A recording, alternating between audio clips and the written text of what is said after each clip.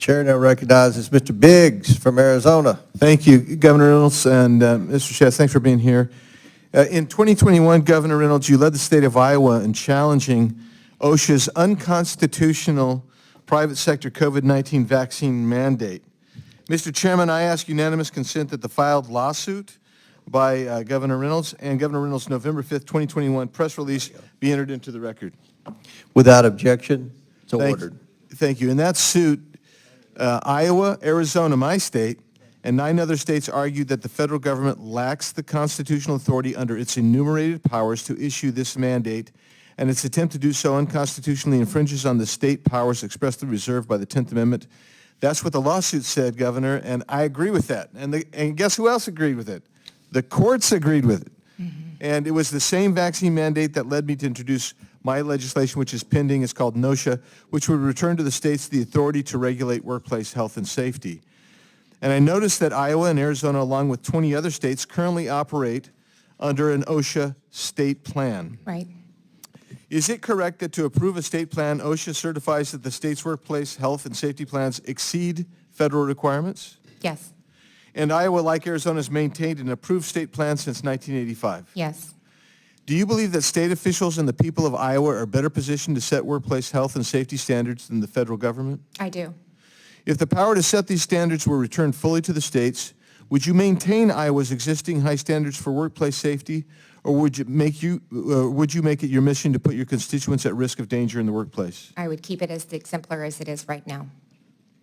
Thank you. Let's go to a different topic, kind of where you've been when my colleague wouldn't let you answer questions, but we'll try to get there here. So our nation's $36 trillion in debt with a structural deficit. That's a structural deficit, not a cyclical deficit, of $2 trillion each year, and it's rising. Just last year, for the first time, payments on interest on our debt alone eclipsed our defense budget. Meanwhile, we're losing hundreds of billions of dollars annually to waste, fraud, abuse, improper payments, etc. Mr. Schatz, thanks for your testimony today. If you're tasked with stopping taxpayers from being defrauded in transfer payment programs, could that be accomplished without a thorough review of how the federal government actually sends money out the door?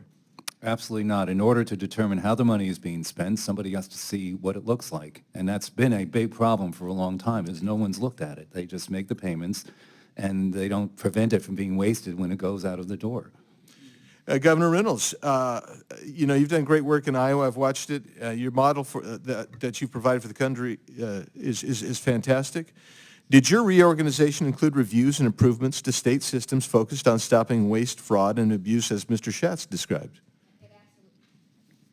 It absolutely did. And with the realignment and the visibility, as I said earlier, that I now have into each agency, it gives us even more opportunities to continue to refine and make our systems better.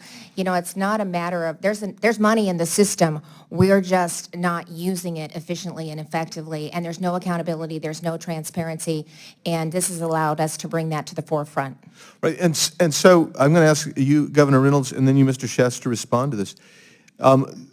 When you get an opportunity to look at line-by-line budgeting, where the expenses go, that allows you to make adjustments to what is really critical on fraud, waste, duplicative programs, et cetera. Yeah, especially the duplicate and the fraud. It allows us to review them line by line and make decisions accordingly. Yeah. Mr. Schatz. That's correct. In fact, the federal government does not have anything online where taxpayers can see exactly how every penny is being spent. Ohio has an Ohio checkbook. You can look it up online. There are so many things that are not done here the way they're done, not just in the private sector, but along the states. And I know there have been efforts to modernize technology with 80% of the IT being legacy systems. Government is far behind in providing the transparency taxpayers need. That's part of what they're trying to do. Yeah, so I'm actually baffled that instead of cheering the administration's efforts to conduct a thorough necessary review of the systems, they're receiving, these doomsday scenarios, these statements that they want to stop it. And I don't know why you want to stop it.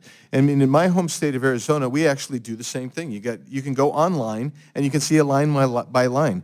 I asked for a line by line, one single agency. I just wanted one agency. Can you give me a line by line budget to look at. They brought me 2 books like this, and none of them were line by line. They didn't cover every program within that agency, and they didn't describe everything that was there. This is what we have to correct if we're going to get out of our structural deficit hole, and I'll yield back, Mr. Chairman. Thank you, witnesses.